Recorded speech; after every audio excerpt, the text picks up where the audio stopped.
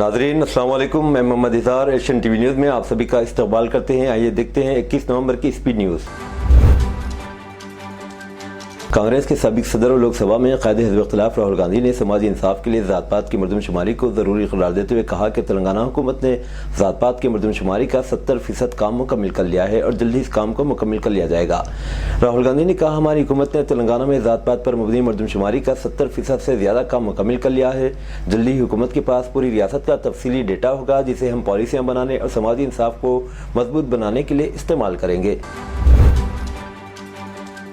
بھارت راشٹر سمیتی نے محبوب آباد میں اپنا منصوبہ بند مہا دھرنا ملتوی کر دیا ہے، جو اصل میں جمعرات 21 نومبر کو مقرر کیا گیا تھا، جس کا مقصد زمین کے حصول کے تنازع پر لگ چلہ کے قبائلیوں اور کسانوں کی حمایت کرنا تھا۔ یہ فیصلہ آخری لمحات میں دھرنے کے لیے پولیس کی اجازت سے انکار کے بعد کیا گیا۔ اس کے جواب میں پارٹی تقریباً 50,000 شرکاء پر مشتمل بڑے پیمانے پر احتجاج کے لیے اجازت حاصل کرنے کے لیے ہائی کورٹ سے رجوع کرنے کا ارادہ رکھتی ہے۔ Thalassemia and sickle cell society تنظیم کے نمائندوں نے چیف منسٹر ریونت ریڈی سے ملاقات کی اور تلنگانہ میں تھیلیسیمیا کی موجودہ صورتحال اور اسباب کے لیے جی او کی اجراء کی ضرورت پر تبادلہ خیال کیا۔ اس موقع پر راماگنڈم کے ایم ایل اے ماکن سنگھ راج ٹھاکر اور مہالکشمی جیولرز کے مالک تیج نارائن بھی موجود تھے۔ اس ملاقات کے دوران ٹی ایس سی ایس نے تھیلیسیمیا پریونشن پروجیکٹ کی پیش رفت اور اثرات پر تبادلہ خیال کیا، جس کا اثر موجودہ طور پر 3 اضلاع میں پھیلا ہوا ہے۔ سوسائٹی کے اپنے حالیہ دورے کے بارے میں چیف منسٹر کو تحریری رپورٹ حوالے کی۔ چیف منسٹر نے تھیلیسیمیا سے بچاؤ کی فوری ضرورت پر ضروری اقدامات کرنے کا تیقن دیا۔ انہوں نے معاشرے کو اس نازک مسئلے کو ترجیحی طور پر حل کرنے کے اپنے عزم کا یقین دلایا۔ اس مقصد کے لیے ہر ممکن تعاون فراہم کرنے کی پیشکش کی۔ چیف منسٹر نے ڈاکٹر سنگیتا ستیہ نارائنا IAS چیف منسٹر کے جوائنٹ سیکرٹری کو اس بیماری کی روک تھام کے لیے تنظیم کے ساتھ تعاون فراہم کرنے کی ہدایت کی۔ وقار آباد ضلع اور دیگر مقامات سے بائیں بازو کی جماعتوں کے چند لیڈروں کو پولیس نے حراست میں لے لیا ہے اور لگا چلہ کا دورہ کرنے اور گاؤں میں متاثرہ خاندان سے بات کرنے کی اجازت دینے سے انکار کر دیا۔ سی پی ایم اور بائیں بازو کی جماعتوں نے جمعرات کو لگ چلہ کا دورہ کرنے کی کال دی تھی۔ اس کا مقصد 12 نومبر کے واقعے کے بارے میں حقائق تلاش کرنا تھا۔ اسی مناسبت سے بائیں بازو کی کئی جماعتیں جمعرات کو لگا چلہ کا دورہ کرنے کا منصوبہ بنا رہی تھی، لیکن پولیس نے انہیں گاؤں کی طرف جانے سے روک دیا۔ سی پی I am L Pargi division کے سیکرٹری ملیش، ایگریکلچر ورکرز ایسوسی ایشن کے ضلع صدر وینکٹیش اور دیگر سمیت کئی لیڈروں کو حراست میں لے لیا گیا۔ اینٹی کرپشن بیورو ACB کے عہدیداروں نے حیدرآباد میں کمرشل ٹیکس ڈپارٹمنٹ کے ایک اسسٹنٹ کمشنر ایک اسسٹنٹ کمرشل ٹیکس آفیسر کو رشوت لیتے ہوئے رنگے ہاتھوں گرفتار کر لیا۔ ACB کے عہدیداروں کے مطابق محبوب بادشاہ، جو کہ ملک پیٹ سرکل 2 حیدرآباد میں اسسٹنٹ کمشنر کے طور پر کام کر رہے تھے، انہوں نے شکایت کنندہ سے بینک اکاؤنٹ کو بحال کرنے کے لیے 1 لاکھ روپے رشوت طلب کی اور Soma Shekhar assistant commercial tax officer Malakpet کے ذریعے 50,000 روپے کی رشوت کی رقم شکایت کنندہ سے قبول کی گئی۔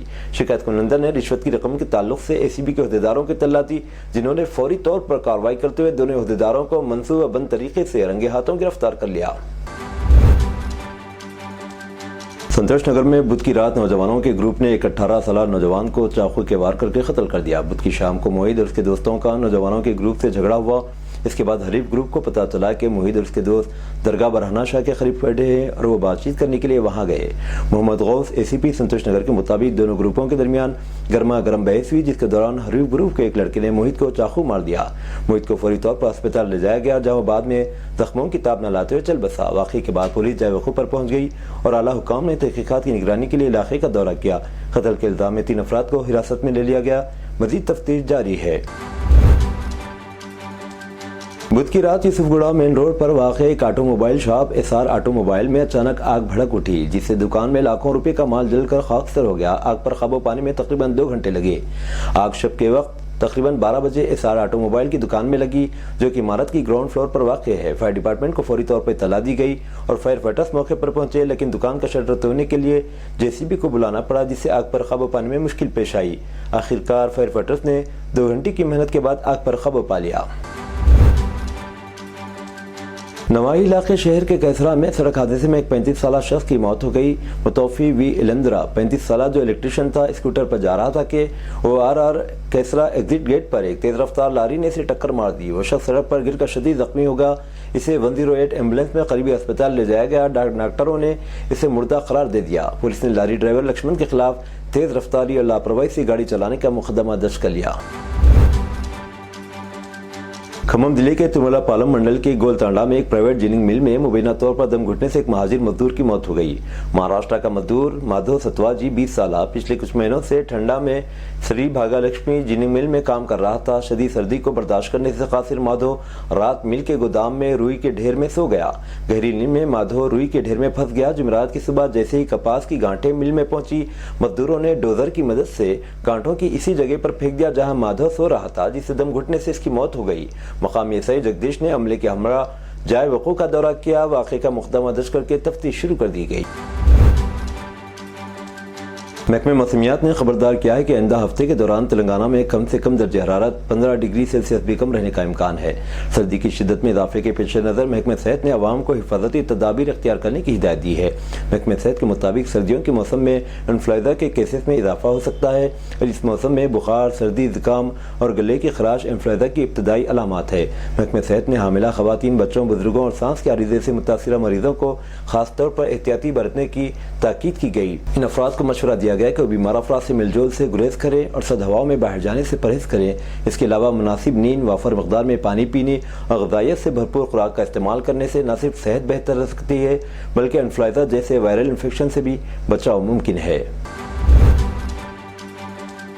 माधापुर के सिद्दीक नगर में एक इमारत मंगल की शाम इस वक्त खतरनाक तौर पर झुक गई थी जब पड़ोसी मालिक ने अपनी इमारत के लिए गैर साइंसी और गैर कानूनी तरीके से खुदाई की थी। इस वाक़े ने शहरी इलाकों में तामीराती हिफाजत के बारे में संजीदा सवालात उठा दिए हैं। यह मसला इस वक्त शुरू हुआ जब श्रीनिवास नामी शख्स ने अपनी प्रॉपर्टी के लिए सेलर बनाने और बुनियाद डालने की खुदाई शुरू की। इस खुदाई के दौरान न तो कोई साइंसी मनसूबाबंदी की गई और न ही ज़रूरी इजाज़तें ली गई। इसका नतीजा यह हुआ कि जो इमारत करीब थी वह झुक गई और इसमें रहने वालों की जान को खतरा लायक हो गया। मेहता शहर के बस स्टैंड इलाके में वाक़ एसबीआई बैंक के अहाते में खड़ी कार का शीशा तोड़कर फिल्मी अंदाज में नामालूम सारिकी ने सुर्खी की वारदात अंजाम दी। भैंसा डिवीजन के लोकेश्वरम मंडल के मौजे गुरशानदा का मुतवत्तिन अल्लम भोजना बीड़ी कंपनी मुलाजिम ने बताया कि वो बीड़ी वर्कर्स की रकम की अदायगी के लिए जुमला तकरीबन 1,80,000 रुपये एक बैग के अंदर कार में रखकर भैंसा बस स्टैंड इलाके में वाक़ एसबीआई बैंक में बड़े नोटों को छोटे में बदलने के लिए बैंक के अंदर गया, जिसका फ़ायदा उठाकर नामालूम सारिकीन ने कार की खिड़कियों का शीशा तोड़कर बैग से तकरीबन 1,80,000 रुपये और दीगर दस्तावेजी कागजात का सुरखा कर लिया। भैंसा पुलिस को इत्तला देने पर टाउन पुलिस सब इंस्पेक्टरान मोहम्मद गौस और श्रीनिवास मकाम वारदात पर पहुंचकर सीसीटीवी कैमरों और मुख्तलिफ तरीक़ों से सारिकीन की शिनाख्त और तलाश में मसरूफ़ तहक़ीक़ात हो गए। महाराष्ट्र और झारखंड असेंबली इंतखाबात के नतीजे के बाद पार्लियामेंट का सरमाई इजलास 25 नवंबर से शुरू होगा। 20 दिसंबर तक चलने वाले इस इजलास में 5 नए बिल और मुतनाज़िया वक्फ बिल समेत 10 बिल मंजूर किए जा सकते हैं। इस सेशन में सबसे ज्यादा तवज्जो वक्फ बिल पर रहेगी। इस हवाले से जेपीसी मीटिंग में पहले ही हंगामा हो चुका और आज सिलसिले में मीटिंग भी होगी। गौतम अडानी जो दुनिया के अमीर तरीन अफराद में से एक हैं और अडानी ग्रुप के चेयरमैन हैं, अमेरिका में एक कानूनी बहरान का शिकार है।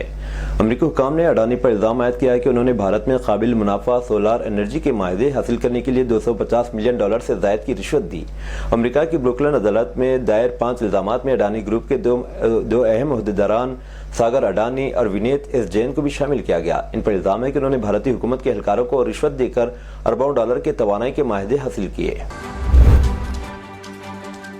साबिक chief minister Andhra Pradesh YSRCP के सरबराह वाई जगन मोहन रेड्डी ने आंध्र प्रदेश के चीफ मिनिस्टर चंद्रबाबू नायडू पर तंज करते हुए कहा कि मौक़िफ़ ज़िक्र सियासी फ़ायदे के लिए कुछ भी कर सकते हैं। साबिक चीफ मिनिस्टर ने नायडू पर नफरत की मुहिम के जरिए अपनी माँ और बहन को निशाना बनाने का इल्ज़ाम लगाते हुए कहा कि नायडू सियासी फ़ायदे के लिए किसी भी हद तक जा सकते हैं। साबिक चीफ मिनिस्टर ने इल्ज़ाम लगाया कि नायडू इनकी बहन वाईएस शर्मिला और वालदा वाईएस विजयम्मा के बारे में और ख़ानदानी इख्तिलाफ़ात के बारे में गुमराहकुन प्रोपेगेंडा फैला रहे हैं।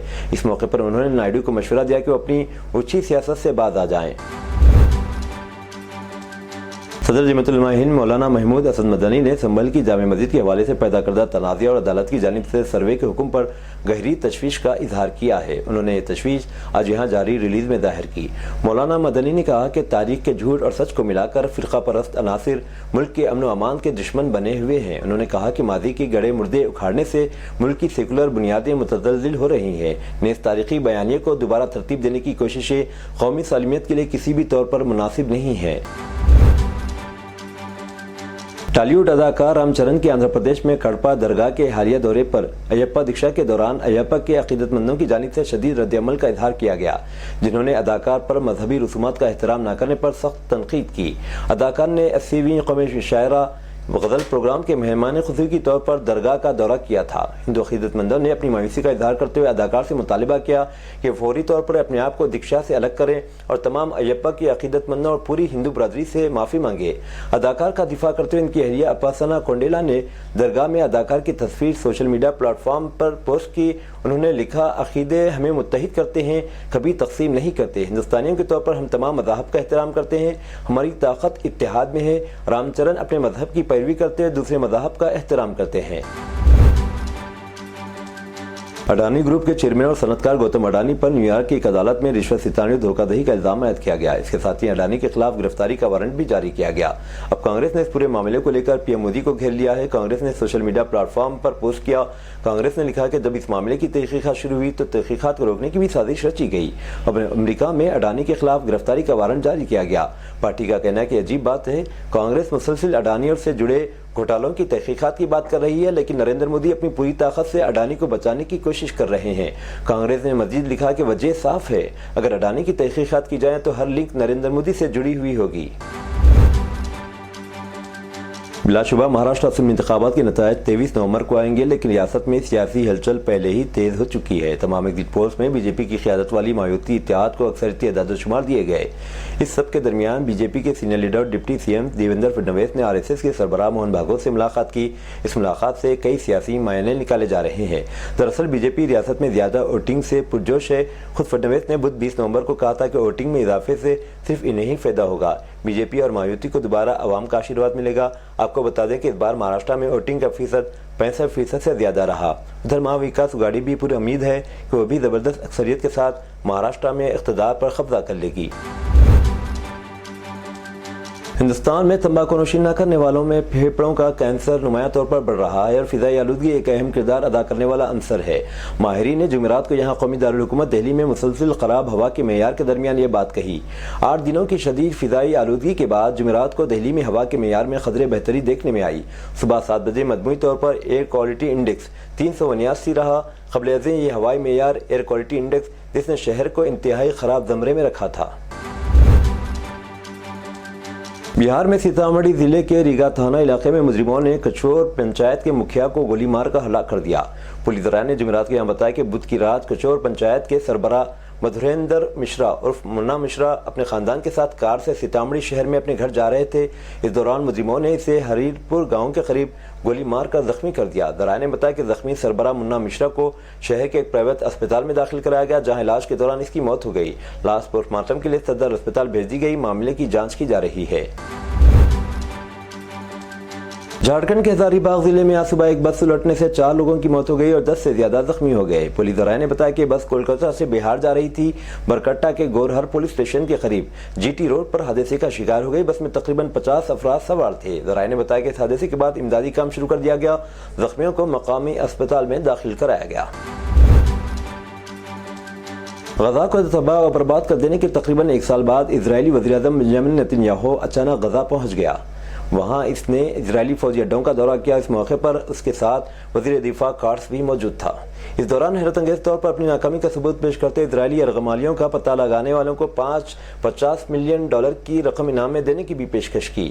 اس دوران نیتن یاہو نے حماس کے ساتھ جنگ بندی کی کسی بھی کوشش کو سرے سے مسترد کر دیا۔ اس نے کہا کہ جنگ ختم ہونے کے بعد حماس پھر کبھی فلسطین پر حکومت نہیں کر سکے گا۔ اس نے زور دے کر کہا کہ اب حماس کبھی واپس نہیں آئے گا، کیونکہ ہم اس کا مکمل صفایا کرنے کے ارادے سے ہی میدان میں اترے ہیں۔ غزہ کی پٹی کے جنوبی اور وسطی علاقوں میں اسرائیل کے 2 فضائی حملوں میں کم از کم 15 فلسطینی شہید ہو گئے۔ مقامی ذرائع اور ایرانی شاہدین نے بتایا کہ اسرائیلی طیاروں نے جنوبی غزہ میں خان یونس کے مغرب میں المواسی علاقے میں بے گھر افراد کے کیمپ کو نشانہ بنایا۔ غزہ میں سول ڈیفنس نے ایک پریس بیان میں کہا کہ اس کے عملے نے طبی ٹیموں کے ساتھ مل کر بچوں سمیت 7 متاثرین کی لاشیں نکالی۔ متعدد زخمیوں کو اسپتال میں منتقل کیا گیا۔ وسطی غزہ میں النصرت پناہ گزین کیمپ میں الوداع ہسپتال نے ایک مختصر بیان میں کہا کہ خالد بن ولید اسکول پر اسرائیلی حملے میں 8 افراد جاں بحق اور 15 زخمی ہو گئے۔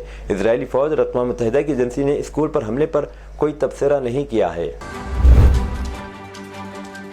آئندہ سال کے عازمین حج کے لیے اطلاع حج 2025 پر روانگی کے لیے 65 سال سے زائد عمر کے عازمین کے لیے کورونا ویکسین سرٹیفکیٹ لازمی ہوگا۔ بدھ کو وزارت مذہبی امور کی جانب سے جاری کردہ بیان کے مطابق کورونا سرٹیفکیٹ نہ ہونے کی صورت میں سفر حج پر روانگی ممکن نہیں ہوگی۔ اس حوالے سے درخواست گزار کو 10 فروری 2025 سے قبل سعودی عرب کی منظور شدہ کورونا ویکسین کا سرٹیفکیٹ جمع کرانے کی یقین دہانی پر درخواست جمع کروانے کی مشروط اجازت دی گئی ہے۔